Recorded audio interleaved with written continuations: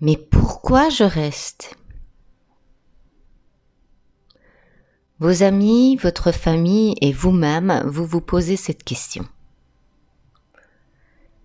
Le renforcement intermittent est un outil de manipulation très puissant et on n'a pas conscience du lien traumatique qu'il engendre. C'est ce qui permet aux personnes narcissiques d'avoir une telle emprise dans leurs relations. En quoi cela consiste ?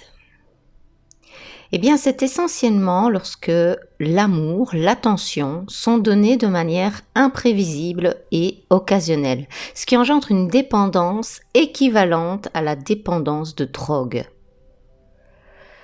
Cependant, il faut savoir que certaines personnes utilisent cet outil sans en avoir conscience. Par exemple, celles qui ont peur de l'engagement ou du rejet. Elles sont tellement mal à l'aise avec leurs émotions, leurs sentiments et l'intimité qu'ils essayent, et là je parle bien des hommes, qu'ils essayent de contrôler la relation en utilisant le renforcement intermittent inconsciemment. Alors vous allez passer un moment merveilleux de connexion, à parler d'amour et d'avenir, et puis le lendemain, plus rien. Plus de nouvelles, comme si rien ne s'était passé.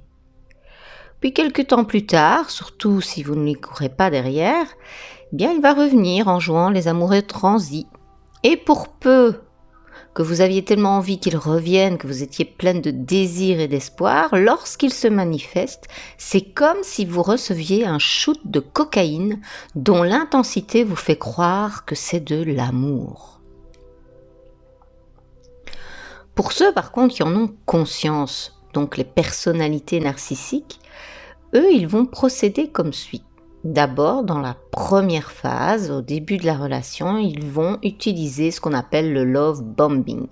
Donc c'est de l'attention à l'excès. C'est un bombardement d'amour. Et bien sûr, vous serez ravis et vous penserez que vous êtes tombé sur la personne idéale, que jamais personne n'a eu autant d'attention à votre égard. Vous êtes bombardé de messages, d'appels, d'attention. Ensuite, il commencera ce qu'on appelle donc le renforcement intermittent. Par exemple, il promet de vous appeler et il ne le fait pas. Ou vous êtes dans la rue avec lui et il ne vous donne pas la main alors que la veille il le faisait. Ou pendant une semaine, il ne manifestera aucune envie de moment intime avec vous. Et pendant ce temps, vous attendrez le prochain signe d'attention, le prochain moment où il vous accordera un peu de tendresse. Et les choses vont s'empirer petit à petit et insidieusement, jusqu'au point où votre partenaire ne vous donnera plus rien. Si au début il était tactile et tendre, il commencera à l'être occasionnellement pour finir par ne plus vous toucher. C'est comme cela que vous resterez dans la relation, car vous tenterez d'obtenir des miettes d'amour.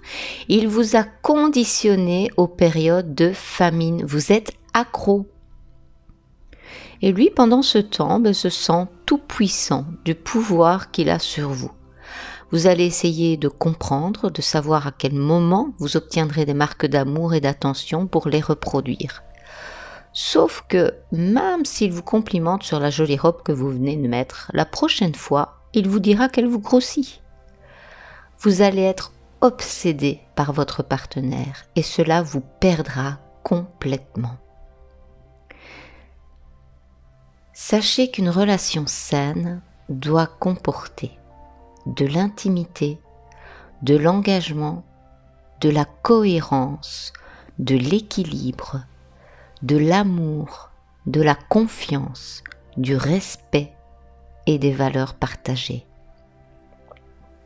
Si vous êtes dans une situation d'insécurité émotionnelle régulièrement, si vous souffrez, c'est que vous êtes dans une relation de dépendance.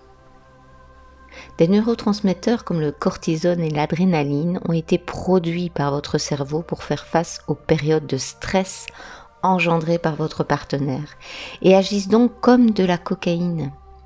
Sa séparation sera difficile émotionnellement et physiquement. Alors faites-vous aider par un professionnel et entourez-vous de personnes bienveillantes et qui vous comprennent, pas qui vous jugent. Apportez-vous de la douceur. Ne vous définissez pas par ce que vous avez vécu.